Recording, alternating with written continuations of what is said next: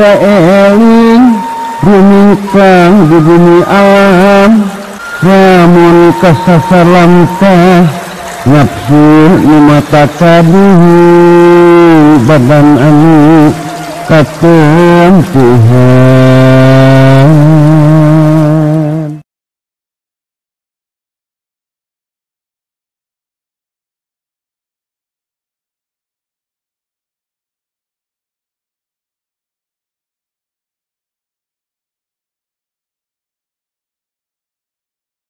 Manusia mah kabeh ge bermasalah.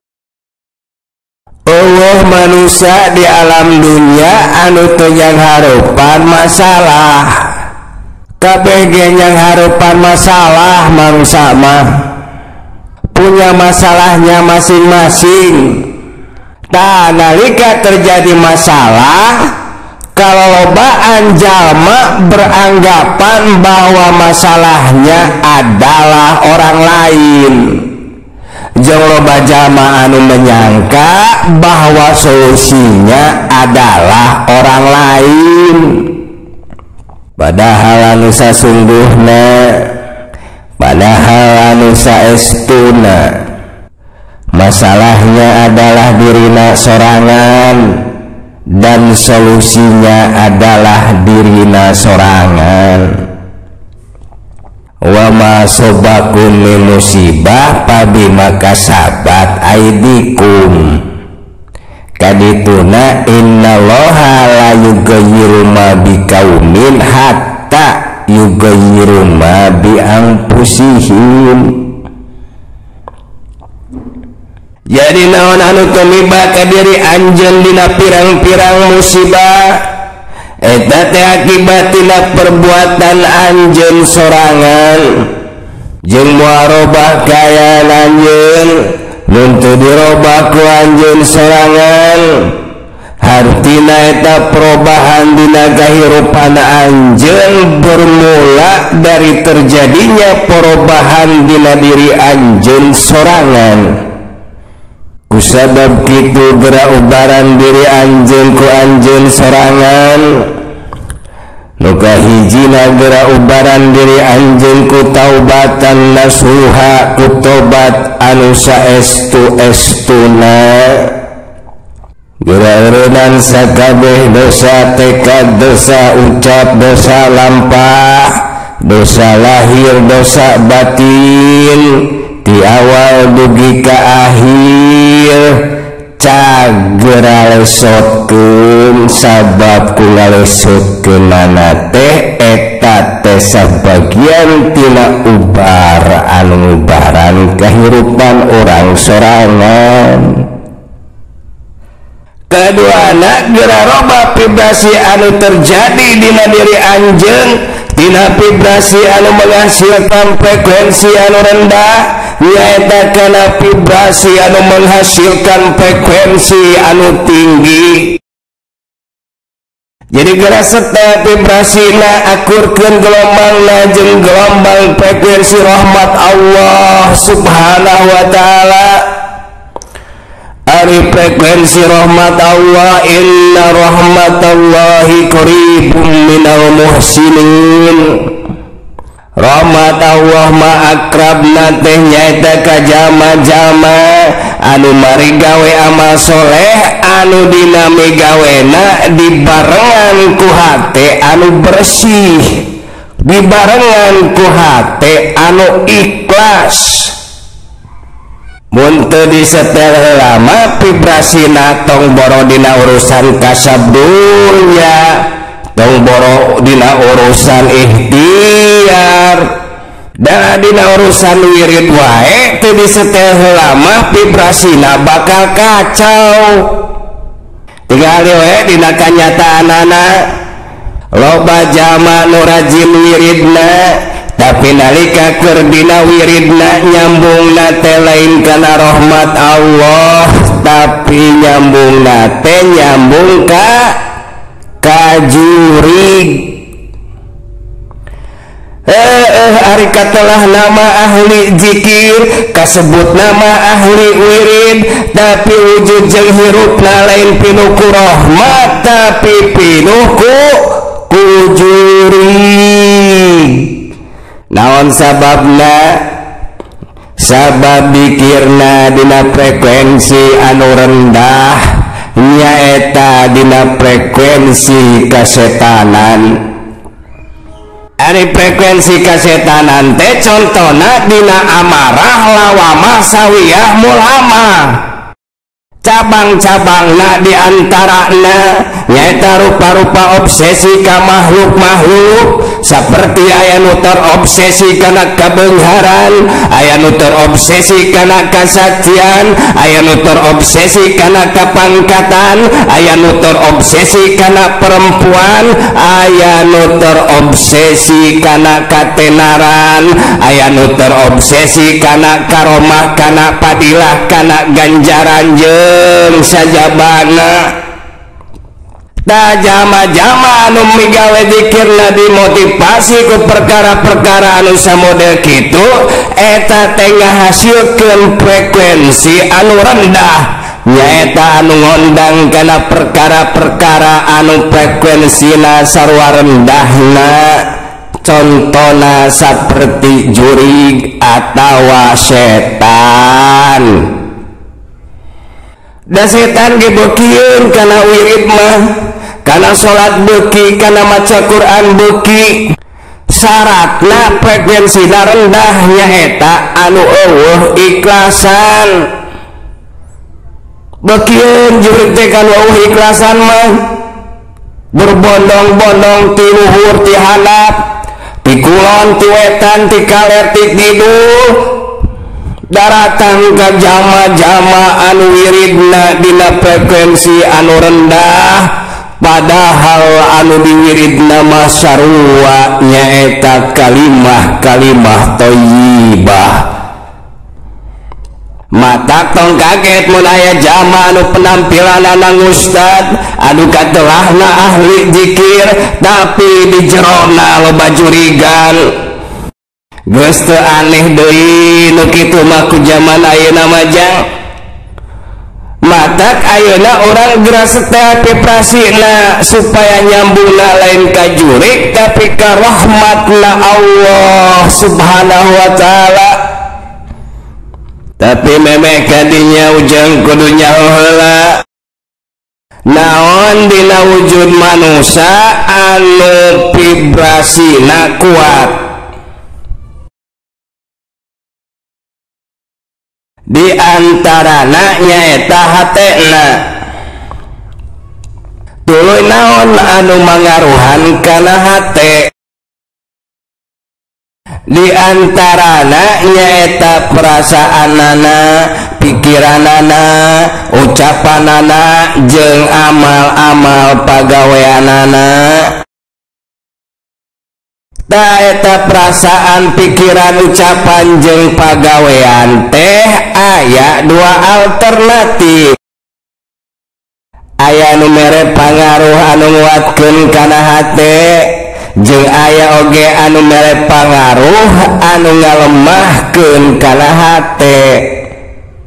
Da ayeuna urang cokot intina nyaeta perasaan, pikiran, ucapan jeung perbuatan. Nuka hiji perasaan kumaha anu vibrasina rendah. Di antarana nyaeta rasa marah, sakit hati, kecewa, frustasi atawa putus asa, gegana, gelisah galau merana, sedih jeung sajabana jeung nu samacamna ta eta teh kudu dilesotkeun.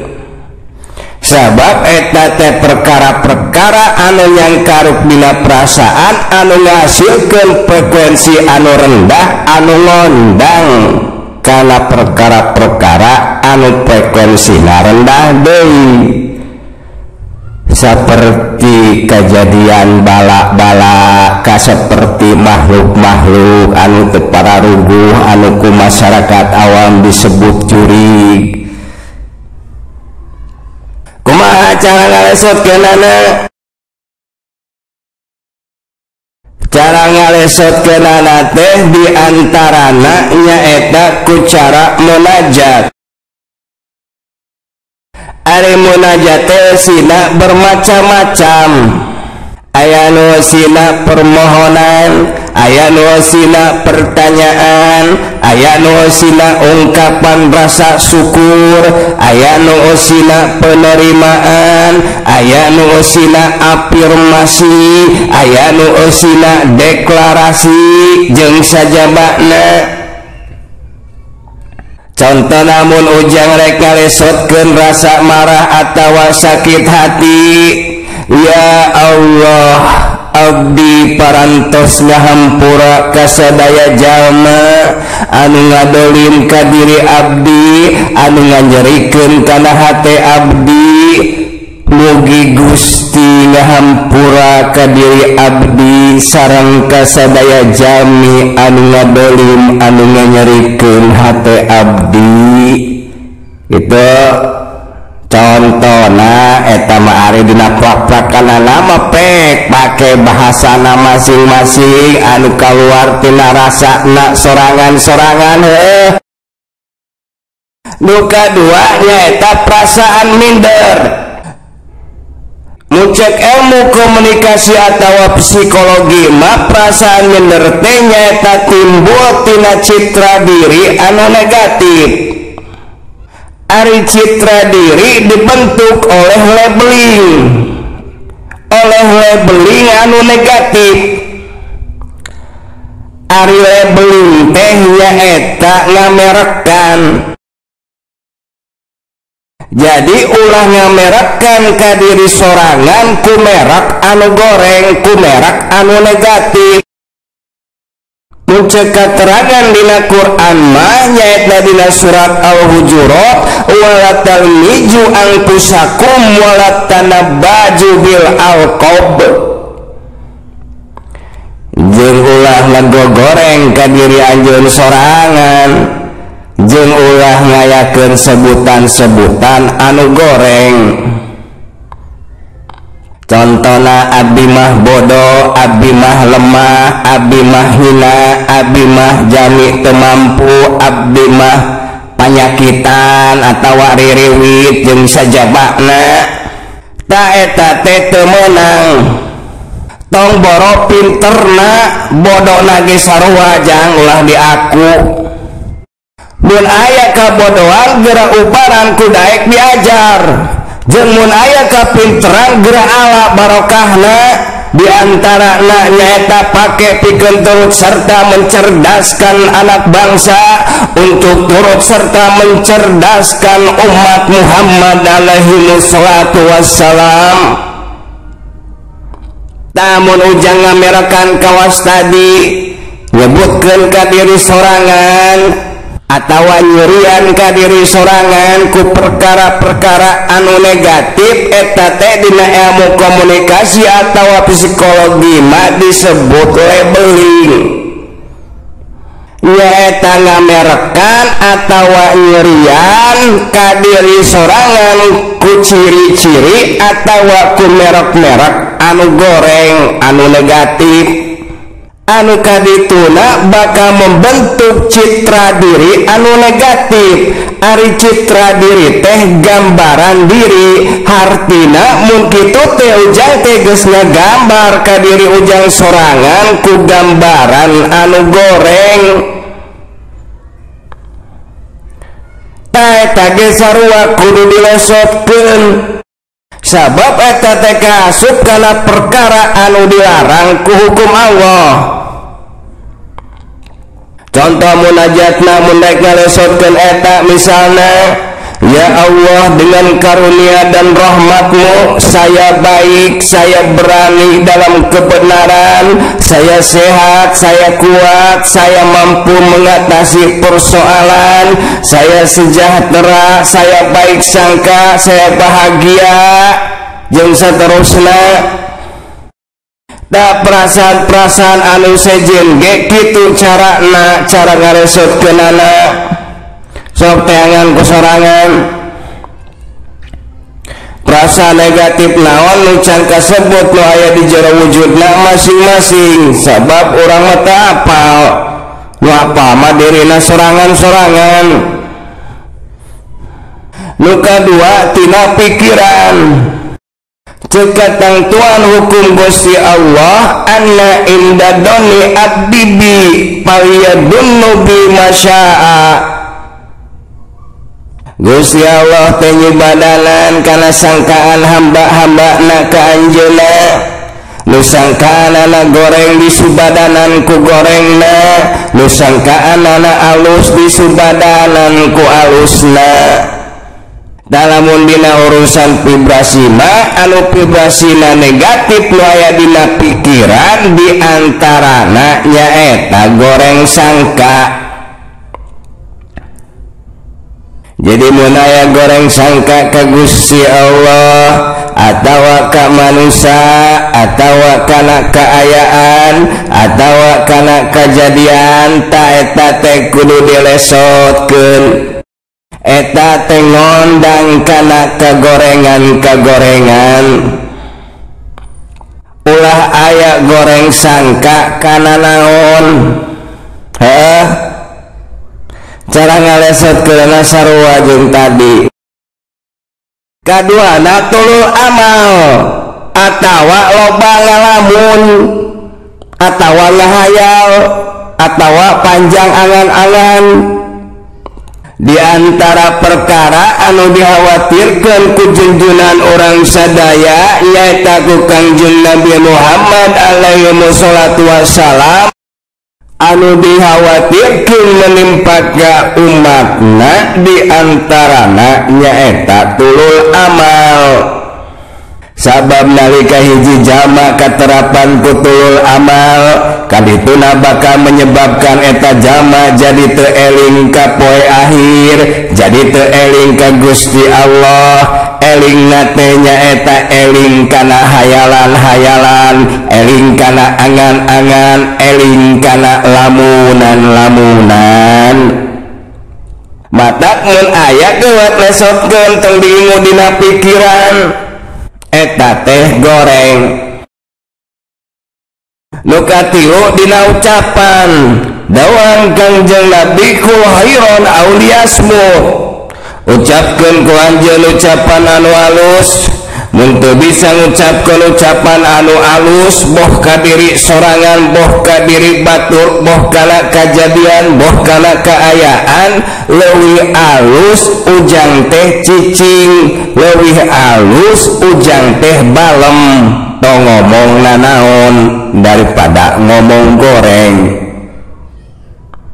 Jadi geura salametkeun diri anjeun jeung diri batur tina ucapan-ucapan anu goreng anu bersumber tina lisan urang masing-masing. Nu kaopat nyaeta dina amal perbuatan, amal salah geura tobatan, amal soleh geura ikhlaskeun. Contoh misalnya, ya Allah, atas semua dosa yang pernah saya lakukan, yang dohir dan yang batin, yang kecil dan yang besar, dari awal sampai akhir saya bertobat, saya memohon pengampunan. Dan atas semua amal ibadah yang sudah saya kerjakan dan yang sedang saya kerjakan dan yang akan saya kerjakan, saya ikhlas lillahi ta'ala. Itu eta nu tadi karek contoh hungkul, contoh gorengna eta malah harek diturutan pek alus nama ulah, jadi nyeun bahasa sorangan anu leuwih alus. Tah ayeuna inget-inget ieu sabagian perkara-perkara anu frekuensina rendah, nyaeta frekuensi kasetanan anu pokokna diantarana nyaeta al-jahlu, kabodohan, al-godob, marah, hubbu dunya, kadedemes kana dunya, tulul amal, loba ngalamun, al-hirsu sarakah, al-buhlu koret, al-kibru sombong, hubul madu pupujieun, arya resep pamer, al-ujub membangga-banggakan diri, al-jaja wal hala panik jeung galau, ittibaul hawa nutur-nutur kahayang, suudon goreng sangka, istiqorul muslim nyapelekeun kepada muslim, ihtiqorud dunub ngaremehkeun kana dosa, al-amnu min makrillah ngarasa aman tina ancaman hukum Allah, al-qunut min rahmatillah pesimis atawa putus asa tina rahmat Allah.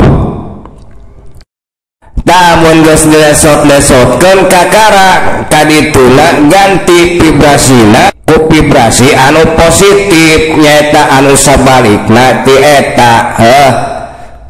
Contona nyaeta ganti kamangmangan ku keyakinan, ganti taluk ka makhluk ku tawakal ka Gusti Allah, ganti aral subaha ku tumarima jeung ridho ka Gusti Allah, ganti kakupuran ku kasyukuran, ganti rasa benci ku rasa mahabbah, ganti kasedihan ku kabungah, ganti goreng sangka ku hade sangka, ganti pesimis ku optimis, ganti rasa minder ku wanter atawa wanten, kebencian ganti ku rasa asih, dendam kesumat kanyeri ganti ku ngahampura, kadituna ku berehan ku tenggang rasa ku handap pasor jeung saterusna. Tatuloy lamun dina munajat ulah getah sarupateun, ari getah sarupateun teh nyaeta gurung gusuh hayang langsung diijabah harita keneh, hayang saperti ngagegel cabe begitu digegel langsung karasa ladakna, eta ngaranna getah sarupateun hayang instan bae jelema-jelema aya nama kau asup dina urusan ngadoa. Dawan Kanjeng Nabi yustajabu li ahadikum malam ya'jal, doa anjeun kabeh bakal dijabah salila anjeun teu getah sarupateun. Getah sarupateun teh contona saperti ucapan da'autu falam yustajibli, abdi teh parantos ngadua, abdi teh parantos ngadua tapi can diijabah wae. Eta teh ucapan anu ngabatalkeun kana doa. Jadi loba jalma tanpa disadarinya dia telah ngabatalkeun kana doa-doana sorangan ku ucapan-ucapanana sorangan keneh. Taku sebab gitu jangan sekali-kali mengatakan saya sudah berdoa tapi can dijabah wae. Kade ulah aya kedalisan seperti kitu eta teh ngabatalkeun kana doa. Mun ujang nyarita kitu ta dua ujang teh dicoret ku malaikat teh batal demi hukum. Jadi sing apa diantara perkara anu ngabatalkeun doa teh diantarana nyaeta ucapan orang sorangan anu saperti kitu. Mun dina urusan vibrasi diantara perkara anu ngasilkeun vibrasi naon anu vibrasina paling kuat.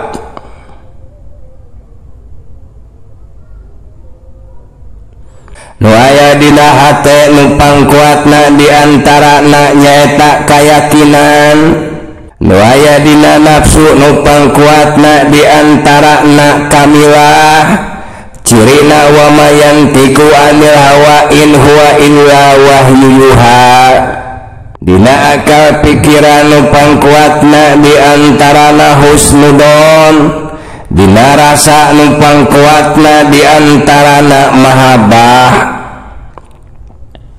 Watak engke mun ujang geus tepi kana rasa syukur, mun geus hirup dina kasadaran rasa syukur, taekeun tina rasa syukur kana mahabbah. Sabab mahabbah mah tingkatanana leuwih luhur tina syukur. Kadituna mun geus robah frekuensina nyaeta tina frekuensi anu rendah kana frekuensi anu luhur, tina frekuensi anu luhur teh ngahasilkeun gelombang energi anu positif. Ta eta gelombang energi anu positif teh ka mana ngalirna?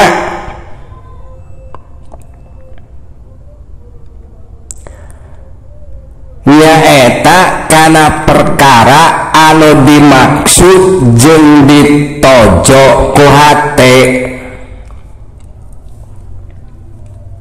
Tak kalolobaan jalma mah energina teh mawur, energina teh mubadir, teu puguh juntrunganana, sabab tidak punya tujuan anu jelas dina kahirupanana. Mata ujang kudu punya tujuan hidup anu jelas. Mun geus punya tujuan hidup anu jelas, fokuskeun ta energi anu positif teh ka dinya.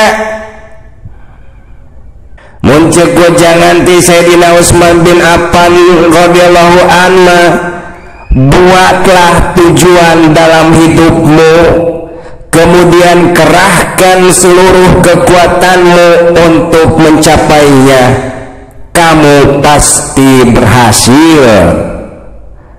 Begitu kata Tuan Sayyidina Utsman bin Affan. Eta ngeunaan sabagian perkara anu berhubungan jeung vibrasi, frekuensi jeung energi, nyaeta anu aya dina wujud urang masing-masing. Eta urusan vibrasi anu aya dina wujud urang sorangan. Ayeuna mun urang ningali kaluar, nyaeta kaluar tina diri urang masing-masing. Di luar teh loba energi, di luar teh loba frekuensi, khususna anu negatif.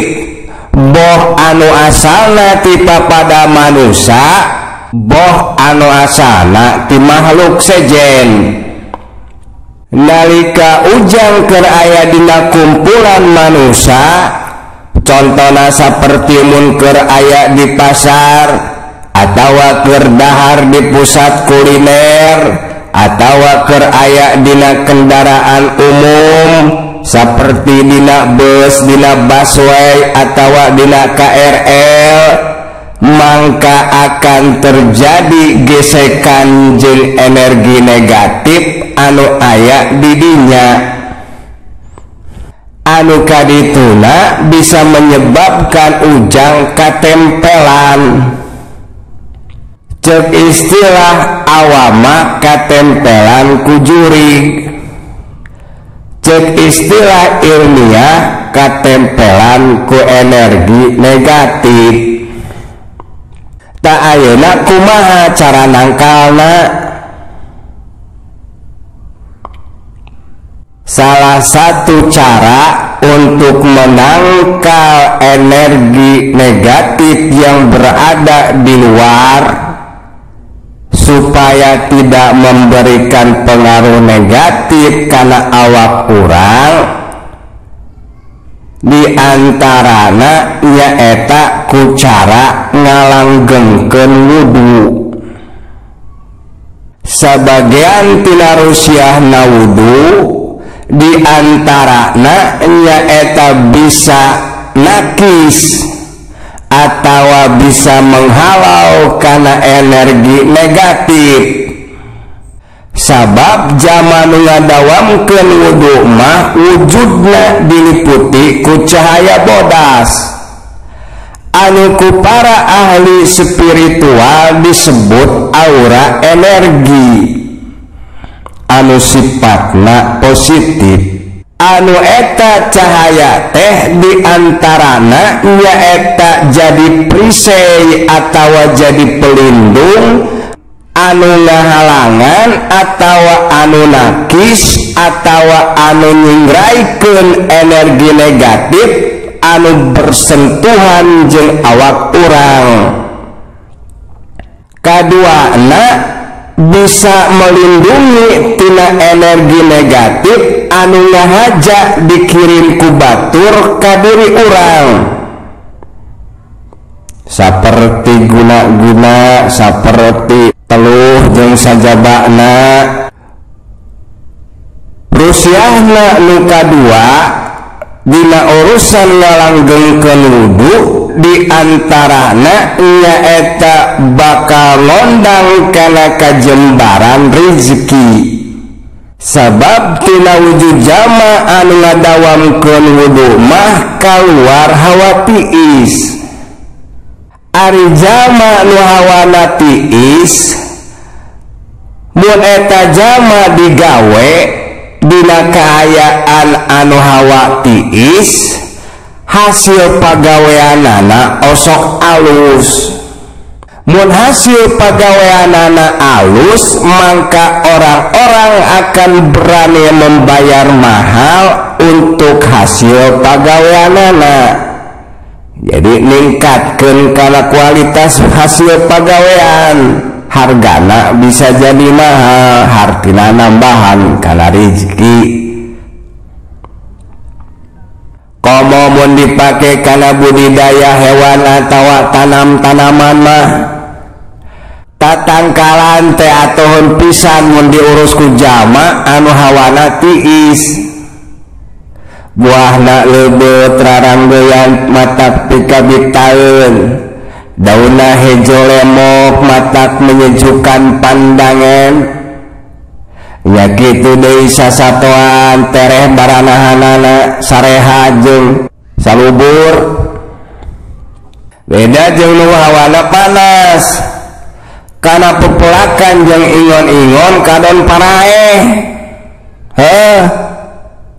Jadi mun hayang aman dina urusan perenergian anu negatif jeung ngabukakeun potensi-potensi kajembaran rezeki, diantara kuncina nyaeta ngalanggengkeun wudu. Jadi dina urusan energi anu positif kasimpulanana anu vibrasina panggedena anu ngasilkeun frekuensi energi anu positif kahiji pengampunan. Jadi kudu daek ngahampura ka sakabeh jama ulah aya nu disesakeun. Kadua penerimaan. Jadi kudu tumarima kana kaayaan, kana kajadian anu aya di urang masing-masing. Nu katiluna syukur. Jadi karena setiap perkara orang kudu bisa mensyukuri, kudu syukuran ka Gusti Allah. Nu kaopatna nyaeta mahabbah. Jadi orang kudu mika cinta ka Gusti Allah.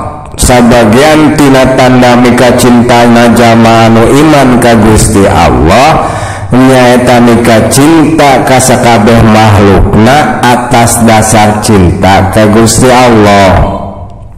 Tadi tuna nu gedena deui nyaeta ikhlas, yakin, tawakal. Tah pokona mah nu alus-alus eta lamun bisa kumpul dina hiji jalma, eta jalma teh bakal jadi jalma anu unggul, anu luar biasa.